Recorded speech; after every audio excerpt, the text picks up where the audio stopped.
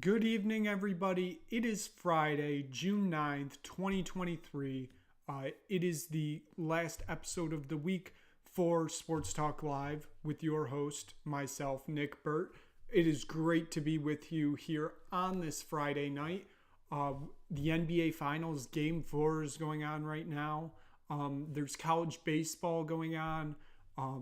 College softball wrapped up yesterday with Oklahoma winning the national championship in absolutely astounding fashion, their 53rd straight victory on the season. They finished, I believe, 63-1.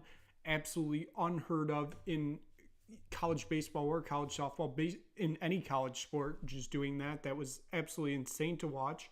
You got news coming out of the NHL, obviously, Game 3 of the Stanley Cup Final was last night. Game 4 is tomorrow.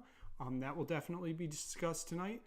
We have a Champions League final tomorrow. Really what feels like the last game of the European soccer season before we go on a summer break and teams, start touring the world for preseason friendlies coming up in basically a month. And then what I am very excited about tonight, a full CFL preview, my third favorite league in the world. It's just so amazing, that league. Now, by my favorite league in the world, I don't mean it's the best run. If it's the best run ranking, CFL is near the bottom, but we won't get into that. So let's just start with a recap of Game 3 of the Stanley Cup Final last night. The Panthers clawed back. It was a tough one for them. They looked out of it many times last night. And, they like I said, they clawed back into it. They clawed back into the series with a 3-2 victory in overtime. Carter Verhaeghe's goal wins the game, 4:27 into the overtime period. But they wouldn't have even got there if it weren't for Matthew Tkachuk's goal with 2:13 left in the third period. Sergei Bobrovsky had a great performance last night, looked somewhat back to his older self, and by older self, I mean earlier in the playoff self. Sometimes that home ice advantage will help you. It's definitely going to be telling if this same Florida Panthers team shows up tomorrow night for Game 4. Because if they do, we very much have a series because we will be headed back to Vegas tied 2-2. But we could easily be headed back to Vegas and Vegas is up 3-1. I can see either happening. And you could say, Vegas going up 3-1 is the Panthers putting them right where they want them. Obviously, the Panthers came back from 3-1 down against Boston in the first round. And by all accounts, Boston is the greatest regular season team of all time. Obviously, most points all time. Best record of all time. And they came back from 3-1 down and just shocked the hockey world. A lot of that was Sergei Bobrovsky putting on those huge type performances, and that really helped the Panthers. And obviously Matthew Tkachuk played a huge role in that also. Like I said, if the Panthers win the cup, they are almost tied 1-2 for Conn Smythe winner. I feel right now it's more leaning towards Tkachuk now that Bobrovsky has had these off games to start the Cup Final. But yet, the Panthers are back in this series for now. Like I said, obviously it's going to depend on how they look tomorrow night. But it was one of those performances you needed to see from the Panthers to believe that they were in this series, basically. It's an exciting time to be a South Florida fan because obviously Miami is also in the NBA Finals right now. You got Messi coming to Inter Miami, which is in Fort Lauderdale, which, Fort Lauderdale and Sunrise, basically the same thing. So for the Panthers, this is huge. Their first Stanley Cup Final win ever. Obviously, they made the Cup Final back in 1996, but they got swept in that series. And then, obviously, they lost their first two games. So their first Stanley Cup Final win in franchise history. And it couldn't have been a better performance. Like I said, there were parts of last night where it didn't look like they were going to be in it at all, and it was going to be 3-0, and the cup would be in the building for Game 4. But they physically imposed themselves on the Golden Knights without actually physically imposing themselves. We saw them do that in Game 1 and 2, and it did not work out at all. It just didn't. They needed to be physical without being like physical and drawing those type of penalties, because the penalties are what killed them in Games 1 and 2. You kind of saw the Vegas Golden Knights giving up penalties last night in, I wouldn't say bunches, but they were giving up a lot of penalties. But the thing was, the Florida Panthers couldn't capitalize on any of them. It felt like they had a power play like every fourth minute in that game last night, and they just couldn't capitalize at all. That's going to be a huge thing for the Panthers. If the Golden Knights keep giving them these power plays, they got to find a way to capitalize on these advantages. I mean, I look back to the Vegas Edmonton series. It felt like there was a power play every 5 minutes. And it was like, once you saw the power play come up, power play 2 minutes, you're like, okay, we're getting a goal in the next 2 minutes, because both those teams just absolutely use that to their advantage. And the Panthers just haven't found out how to do that yet. So that's going to be a huge key, I think, if the Panthers want to win this series. If the Golden Knights keep giving them those opportunities, they're going to have to capitalize on that. It's just that's something they're going to have to do. Sergei Bobrovsky's probably going to have to put on the same or better performance that he did last night for the rest of this series. I mean, this team almost lives and dies with how good Sergei Bobrovsky plays, but also not so much, because, I mean, Sergei Bobrovsky can be playing good, but then they could also just look absolutely terrible offensive-wise and can't even get a puck on net. So that's going to be important for the Golden Knights and the Panthers. Can't give up those opportunities, and, got to capitalize on those opportunities if they're given to you. So moving on from the Stanley Cup Final, obviously Game 4 is tomorrow night. We kind of get a better sense of where things will be going for Game 5 on Tuesday, on Monday night for the Monday night show. So moving on from that, we'll do some NHL news and notes. We had some news-ish type things come out these past 48 hours. The Maple Leafs officially named Shane Doan a special advisor to the GM. Interesting hire, I think. I mean, Shane Doan has been tied to the Coyotes franchise basically since their inception, I would say, even though they relocated from Winnipeg. But since their inception in 96 to basically now, Shane Doan is the Arizona Coyotes. I don't think he ever had a real role in the front office in these past few years, but he's now moving to Toronto. It's interesting if this is a hire to try to get Austin Matthews to try to sign an extension, which it very well could be. Austin Matthews from the state of Arizona. So that could be one of the reasons why he's being brought in. But, it's going to be interesting to see how that plays out, because this is kind of like a Jason Spezza role that he had under Kyle Dubas in Toronto before both were, let go. Also, I wouldn't be surprised if Spezza shows up and, works in the Penguins organization once those things get figured out. I think Spezza's got some things in his contract that don't allow him to do that right now.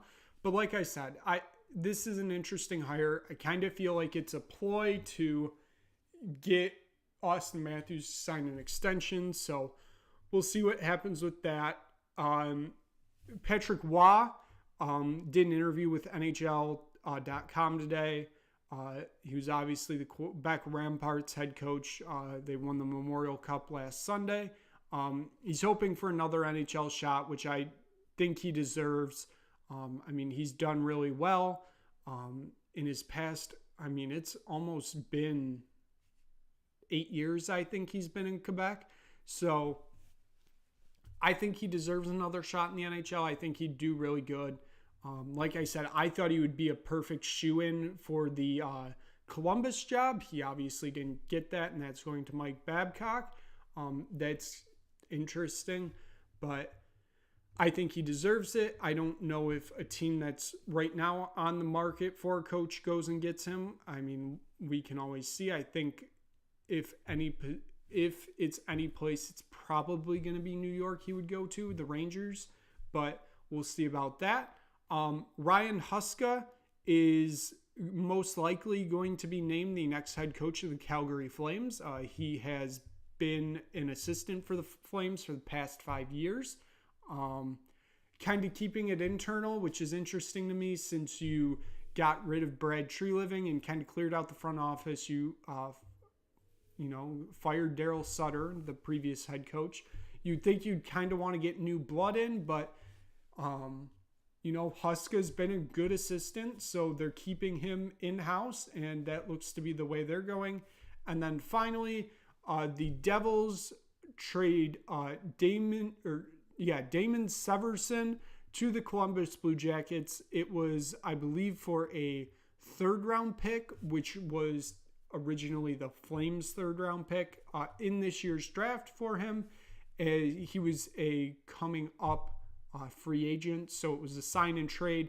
Severson has now agreed to an 8-year, $50 million contract with the Blue Jackets, so that is a good addition to their defensive line, in addition to acquiring Ivan Provorov, which they acquired from the Philadelphia Flyers on Wednesday. So that is about it for one more NHL news. Steve Apostolos, he has withdrawn his bid to purchase the Ottawa Senators. He was believed to be the leading bidder for the team. It was rumored around $1 billion he bid for the team. He's just getting upset with the NHL, given how slow this process has gone, which I don't blame him. You bid $1 billion and you were the leader from what people are somewhat saying by far, you'd kind of like guarantees with that. So he's the second person to drop out of this race to buy the Senators. Apostolos is saying that the goalposts keep moving on this bid, which I wouldn't be surprised since it is the NHL. And, you're still dealing with the Melnyk family. Obviously, Eugene Melnyk, rest in peace. He died almost 2 years ago, it feels now. So, this process has been going on for a while. So, like I said, he's the second person to drop out of this bidding. The first one was the Remington Group, which was the one that included Ryan Reynolds. They dropped out about a month ago. Doesn't really seem like anything's going to happen anytime soon, which I don't get. So that leaves technically 3 bidders, but 2 of them are really only the serious ones. So there's Michael Andlauer, who is a part owner of the Montreal Canadiens, which obviously he would need to sell his share of that. And then brothers Michael and Jeffrey Kimmel, who were once part of the Pittsburgh Penguins ownership group. Those are the 2 main bidders. The Kimmels have also brought in The Weeknd, the rapper, as part of their bid. So that might help them. I doubt it. The NHL doesn't seem to care about that. And then there is a third bid. It's the Nico Sparks bid, which has a bunch of celebrities in it, including Snoop Dogg. But that one does not seem serious at all because they seem to be a Ponzi scheme type operation, it seems. So I'm not surprised the NHL is distancing themselves with that. So it will be interesting to watch what happens with that. So that is it for NHL news and notes. Quick kick around the pitch. Huge weekend in soccer. It is the big final, the Champions League final. It is Manchester City versus Inter Milan in Istanbul. This is the third time Istanbul has been awarded the Champions League final. And this time they actually get to host it. So they were awarded in 2020. That was canceled due to COVID. They were awarded in 2021. That was moved due to COVID restrictions. Both times it got moved to Portugal. And 2023 finally comes, and it is officially going to be in Istanbul. The teams are there, so it's officially happening. It's the first time Istanbul is hosting since 2005, which was that miraculous Liverpool comeback from 3-0 down after the first half to go on and win in penalties.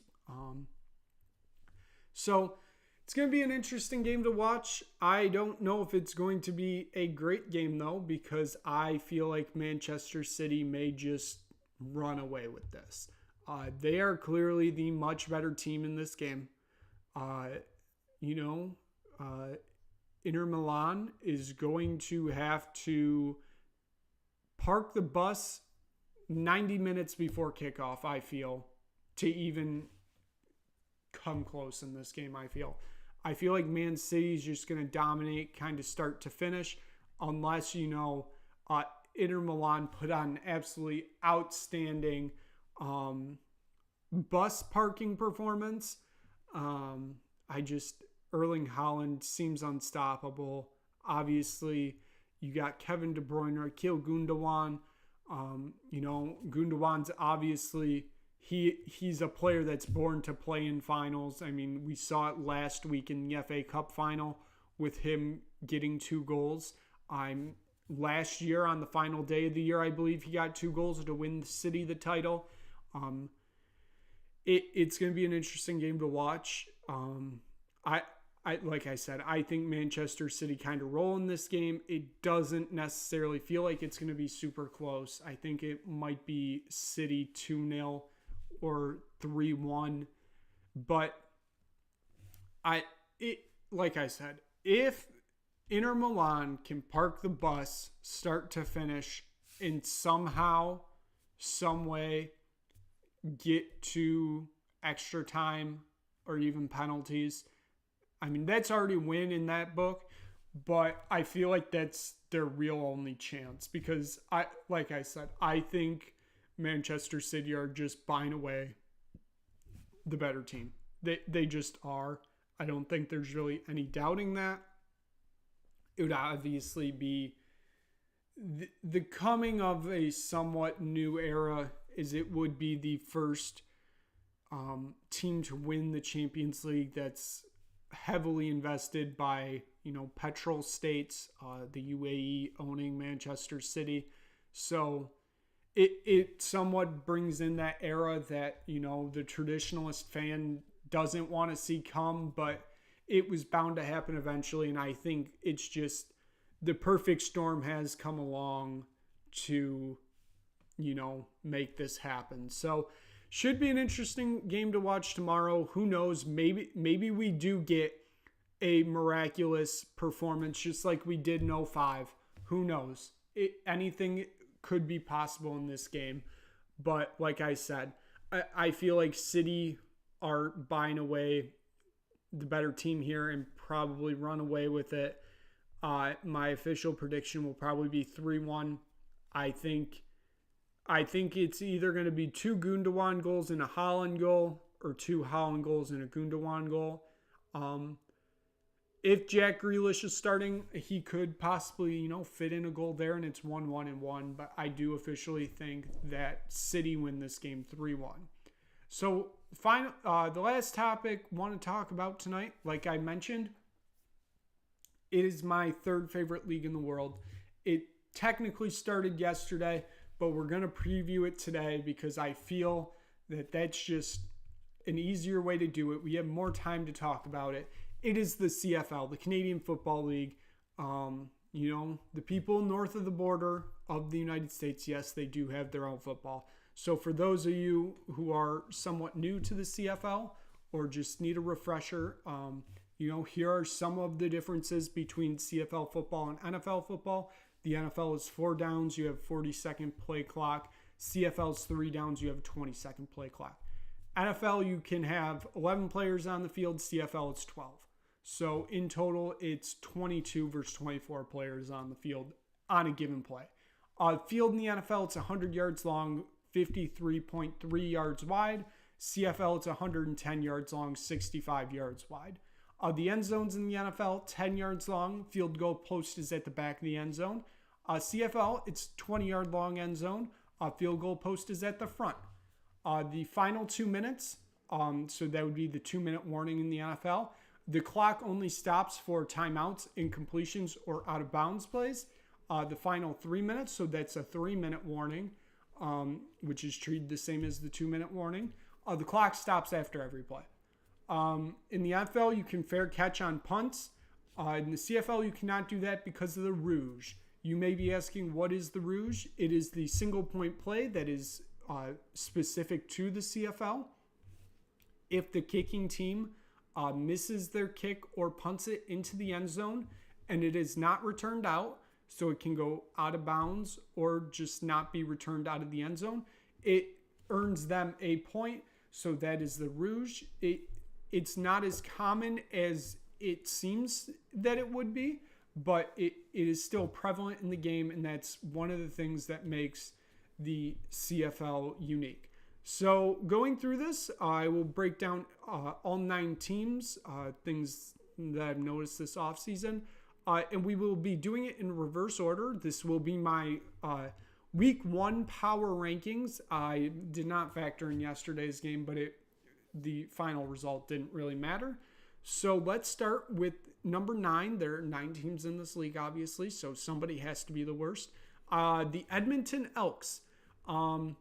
They went 4-14 last year, obviously missed the playoffs. This is Chris Jones' second year back in Edmonton. He was the head coach there from like 2012 to 2015. He went to Saskatchewan. Then he got hired as an assistant for the Cleveland Browns. And then he got fired because that was part of Freddie Kitchens' staff that only lasted a year. And then he became a consultant in Toronto, the Argonauts, for a few years. And then he's obviously back in Edmonton. Starting quarterback is Taylor Cornelius. It was an okay year last year. It more felt like it was just one of those years getting used to. It was his first season starting in the CFL, so it was kind of one of those feeling out years, I'd say. And he didn't have great talent. So this offseason, the Edmonton Elks, even though they are number 9 in my power rankings, they had the number 1 offseason. Eugene Lewis, he was most outstanding player a few years ago. Steve Dunbar Jr., both wide receivers, they've been added to help Cornelius, try to make some good plays. And then on defense, Lorenz Purefoy, just a great player on defense. That's something that they needed help with. They obviously had a few losses. Running back into Littell, Darrell Walker, and Kenny Lawler, both wide receivers. Like I said, not huge losses. They obviously went 4-14 last year, so it's not great, but they've clearly upgraded with those positions coming into this season. I just don't think it will be enough for them this year. I think they do finish bottom of the West for the 3rd time in a row. But again, I think this year the league is closer than it has been in a while. But somebody's got to be last, and I think it's going to be Edmonton. So coming in at number 8, it's the Montreal Alouettes. This offseason was a kind of rocky one. They finally got new ownership. It seems like sustainable ownership. They've had rocky ownership for what seems like forever. They went even though they had rocky ownership last year, they fired their head coach mid-season. They still made the East Final last year. They lost to the Toronto Argonauts. They went 9-9 last year. Now, first year head coach Jason Moss, he comes over from Regina, from the Saskatchewan Roughriders. He was the offensive coordinator there. Somehow he got promoted to a head coaching position because the Riders' offense was absolutely terrible down the stretch last year. He's the one calling the plays. So somehow he got promoted, falling upwards, I'd say. But he brings along his quarterback from Saskatchewan, Cody Fajardo. He was a free agent this year. The Rough Riders moved on from him, and he will now be the starter in Montreal. It will be interesting to see how that plays out, but obviously they had a lot of losses this year. Eugene Lewis, obviously, he went to Edmonton. Jake Weineke, he's gone to Winnipeg. They lost Trevor Harris. He's who was the starting quarterback last year. He's now in Saskatchewan. And Darius Paquette, lost him as a defensive back. I think the league is closer than ever. This team can easily make the playoffs, but I don't think it's going to be good enough for them this year. And I think they will be bottom of the East, and they will miss the playoffs. So coming in at number 7, I will say number 8 and number 7 were very close. I almost flipped them, but I did not. But it is the Ottawa Red Blacks. So they went 4-14 last year. They missed the playoffs. Bob Dyke, the head coach there. Nick Arbuckle is the starting quarterback for now. Jeremiah Mazzoli was their big signing in the offseason as quarterback. He comes over from Hamilton. He got injured in Hamilton, and then he just lost his job to Dane Evans. We'll get into him later. And so now he's in Ottawa. He's still recovering from the ankle injury from last season.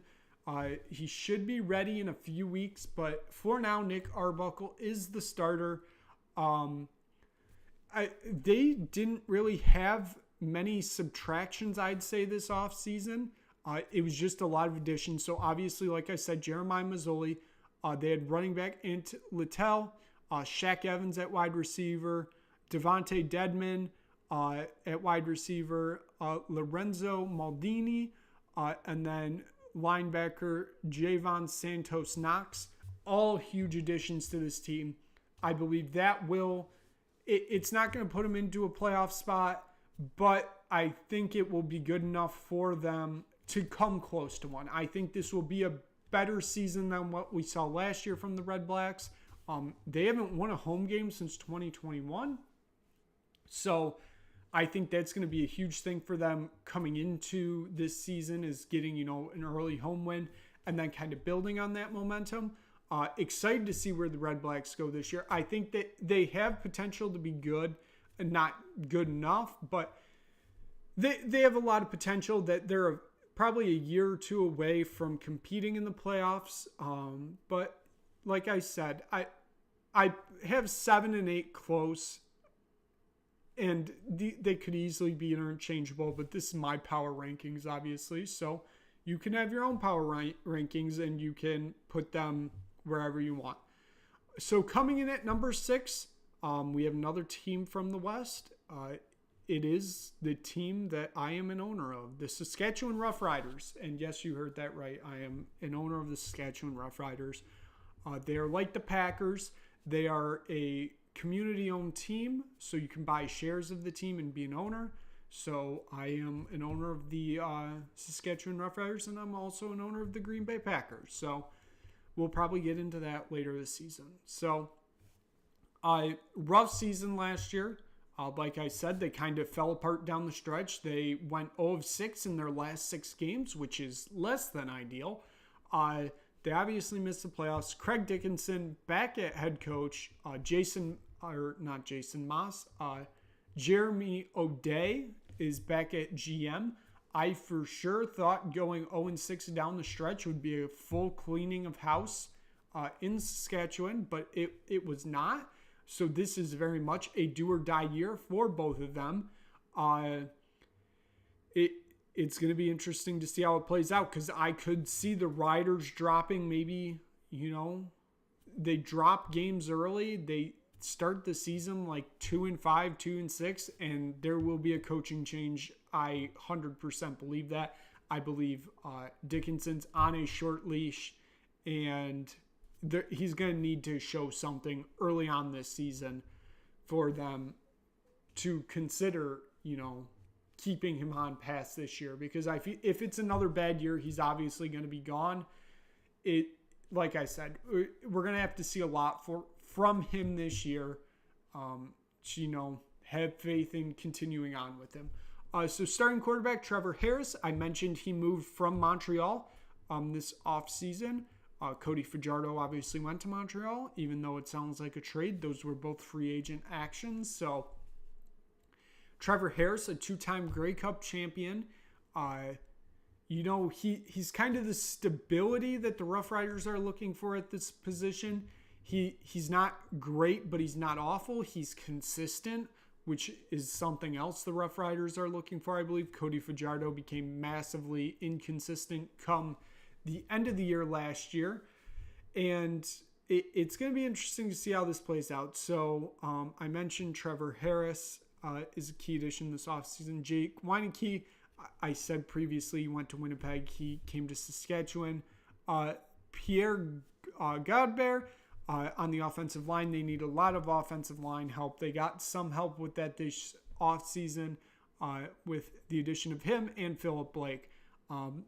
Those are two massive additions, because the offensive line coming down to the end of last year really was not great at all. And then the losses were obviously Cody Fajardo, but like I said, he became massively inconsistent at the end of the year. So I wouldn't say it's a massive loss, but it's still a major loss. And then the loss of AC Leonard, I think, is going to be impactful on this defensive line. He was out there making plays, it seemed like all the time for the Riders, and now he is out in Saskatchewan. So it's going to be interesting to see. The biggest thing for this team, they became very much a penalized team the second half of last year. This coaching staff has to figure out how to cut down on the penalties. Penalties cost the Riders games last year, and it got annoying very fast when it was the same thing over and over and over again. So that's something that the coaching staff has to figure out, because that's going to be a huge key. And if they're staying in their coaching positions, because if it becomes a heavily penalized team, that means they're probably not winning, which probably means the coaching staff will be gone sooner rather than later. So that is it from the number 6 team in my power rankings. Now to number 5. We're going back to the East. It is the Hamilton Tiger Cats. So the Tiger Cats went 8-10 last year. They lost in the East semifinal. Orlando Steinhauer, still head coach there. You have Bo Levi Mitchell coming in as starting quarterback this year. It's the first time in his career that he's not wearing the black and red or the red and black, technically, if you go technicalities. It's the red and black of Calgary. First time in his career he's not playing there. He is now the starter in Hamilton. Hamilton, the team with the longest drought for a Grey Cup victory right now. Their last victory in 1999. So that's something that they want to end soon, obviously, but maybe Bo Levi Mitchell is that guy to get them to that place. So they had a few additions in the offseason. Jonathan Kongbo, they just added him a few weeks ago via trade from the BC Lions, and Chris Edwards, both big additions on the defensive side of the ball. Like I said, Bo Levi Mitchell at quarterback. They obviously lost Jeremiah Mazzoli. They lost Dane Evans. So both their quarterbacks from last year, Dane Evans was the one that came in that second half of the year after Mazzoli got injured, showed enough to get something done. Obviously, they finished 8-10, so he wasn't great. But they're both gone now. It's the Bo Levi Mitchell era in Hamilton. It will be interesting to see how this plays out. Obviously, Bo Levi Mitchell on the back half of his career, probably only a few years left in the league. It's going to be interesting to see how this plays out. I feel like Steinhauer's also somewhat on a hot-ish seat. I'm not going to say it's a fully hot seat, but I feel like it's warmer than most, I'd say. Hamilton wants a winner, and I believe Steinhauer's the guy. He got him to back-to-back Grey Cups. They obviously, in 2019 and 2021, obviously down year last year. I still think Steinhauer's the guy, and I think it would be a bad choice for them to move on from him. So with that being said, we move to number 4, and this is going to be my top team in the East Division. So that kind of gives you an idea of where the West, or where 1 through 3 are going. It will be all West teams. And it is the defending Grey Cup champions. It is the Toronto Argonauts. They went 12-6 last year. Like I said, they're the defending Grey Cup champions. It was an upset in the Grey Cup. They beat the Winnipeg Blue Bombers. Michael Dinwiddie, back at head coach. Starting quarterback's Chad Kelly. This is his second year with the Argonauts. McLeod Bethel Thompson is now a USFL player, so he is no longer the starting quarterback in Toronto. Chad Kelly came in the second half of that Grey Cup. It might have even been the fourth quarter because Bethel Thompson got injured, and he guided the Argonauts to the victory. So it would have been insane for them to move on from Chad Kelly to somebody else, even though they probably did have the option with maybe a few better options on the market. But I think Chad Kelly is still a very good option for them. It's going to be interesting to see how it plays out over a full year for the Argonauts with Chad Kelly as quarterback. But I mean, a lot of this team from last year is returning. Obviously, they lost McLeod Bethel Thompson. They lost Chris Edwards on the defensive side. They lost a few other players. But most of this team is still intact. They obviously made a few additions. Darius Pickett and Jordan Williams, both on the defensive side of the ball, probably additions that needed to happen for them. I can see Toronto coming out of the East again this year. I can see them playing for a Grey Cup. Will they be the better team there? No. Whoever's coming out of the West will be the better team, I believe. Obviously, we will see what happens, given that, we are still a long ways away from the Grey Cup. The season just started. These rankings are going to fluctuate every week. So, but for right now, they're number 4 in my power rankings of the teams right now. So at number 3, it is a team that played last night, and it is the team that lost last night, is the Calgary Stampeders. And like I said, last night's results have nothing to do with this ranking because I already had them ranked like this. But I have the Calgary Stampeders as number 3 in my power rankings right now. They went 12-6 last year. They lost in the West semifinal. Dave Dickinson, head coach there, he seems to have one of the coldest seats in the CFL right now. Coaching-wise, it seems like he's a lock to stay there unless something catastrophically goes wrong for the Stampeders this year.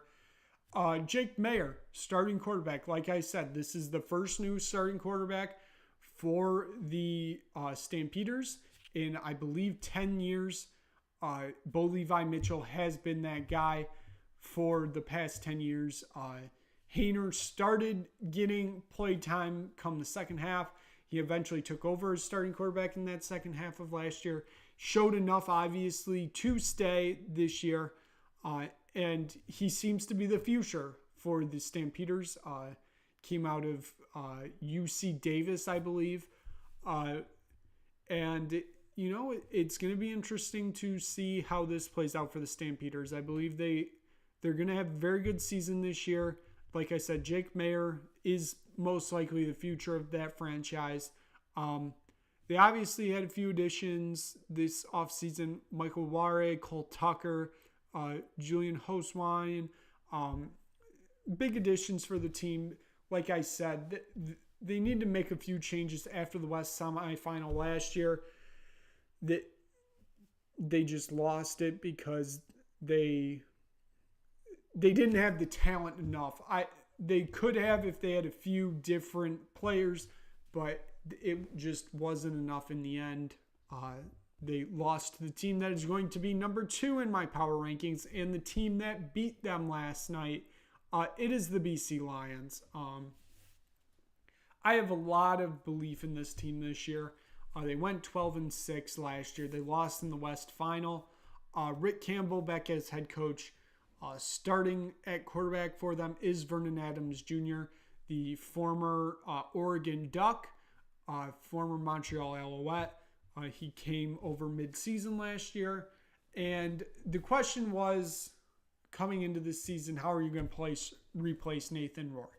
Nathan Rourke sits behind Mike Riley for 2 years, I believe it was, in BC.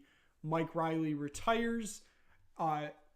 Then you have Nathan Rourke era. Comes out last year. Absolutely outstanding. First, I don't remember how many games it was. It might have been 6 or 7. Gets injured. I think it was against Saskatchewan.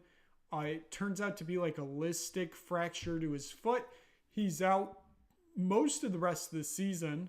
I believe he played some minutes in the playoffs. But that's when they acquired Vernon Adams. Vernon Adams becomes a starter and shows what kind of player he can be in this league. And now it seems this is his first real opportunity to succeed. He never really had a ton of opportunities in Montreal because the Montreal team was never built to win, I'd say, just because of that ownership situation with things just being awful, basically. So yeah, it should be interesting to see how that plays out for them this year. They added to the offensive line, which is an absolute necessity going into this offseason. So they added Joel Figueroa, Michael Coutier, 2 huge additions. There's possibilities that if they had a better offensive line last year, Nathan Rourke doesn't get injured. And we could be talking about them as a defending Grey Cup champion. That's how good Nathan Rourke was last year. Now Nathan Rourke is, I believe, he's in Jacksonville. I believe he's 3rd string right now behind Trevor Lawrence and I don't know who else. But he is now in the NFL. He is in the Jaguars organization. You never know. He might come back if he ends up getting cut. I don't see it happening, though. Nathan Rourke, he's a great player. And he really showed that last year. I think he should have started from day one when he got in the league. Personally for me, he was a 3rd-round draft pick. He ended up he could have easily gone 1st or 2nd overall in his draft class, which I believe was 2019, if I'm not mistaken. I wanted the Rough Riders to draft him at the time because at that point, Cody Fajardo, he was a fringe quarterback. He wasn't the full starter yet. It was still Zach Claros. I thought we should have drafted him because I knew he was going to be really good in this league, and he ends up being that. He leverages that into an NFL contract, and now here we are with Vernon Adams Jr. as starting QB for the BC Lions. Had a really good game yesterday. The first drive of the game, I think he went 6 for 6, leading to a touchdown. He just looked dominant. But like I said, I'm expecting big things from this team this year. That's why I have them at number 2 in my power rankings.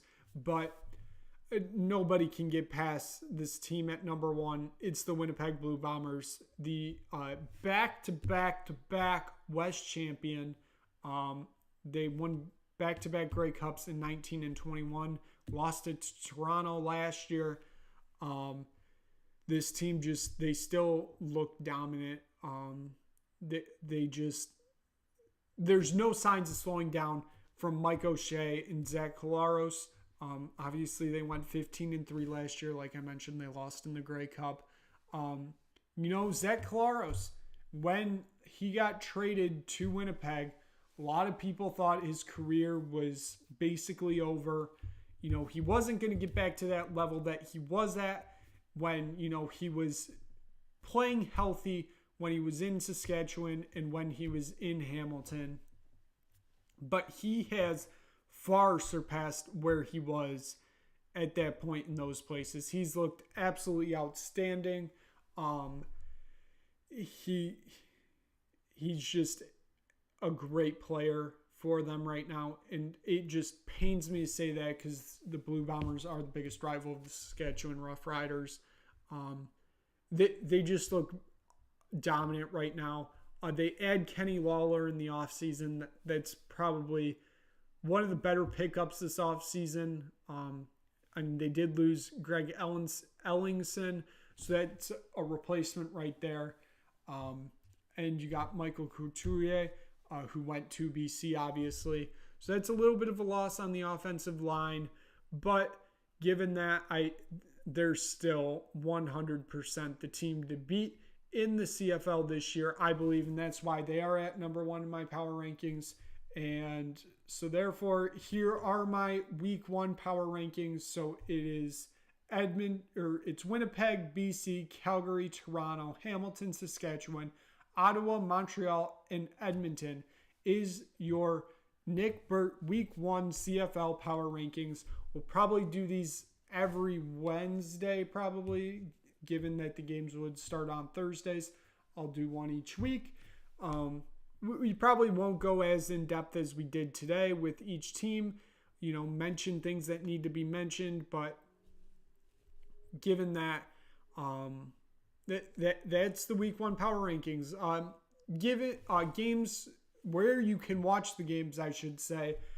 They're here in the U.S., there's about 40 the whole season that will be on CBS Sports Network. The rest of them will be on CFL Plus, which, even though that sounds like a expensive streaming service, which technically it is a streaming service, but it's free. All you got to do is sign up with your name and email, I believe, once, and you're good to go. You can watch all the CFL games. And that's where most of the action will be this year. I believe that is where the Grey Cup and the whole playoffs will be. It will be on CFL Plus. So that's where you can watch CFL here in the U.S. So given that, we'll do a quick NBA. Like I said, Game 4 is at halftime right now. The Nuggets lead the Heat 55-51. Nikola Jokic went down with an injury in the first quarter. He came back. He looks good. Jimmy Butler's starting to look like he might be putting on that performance everybody's been waiting for him to put on.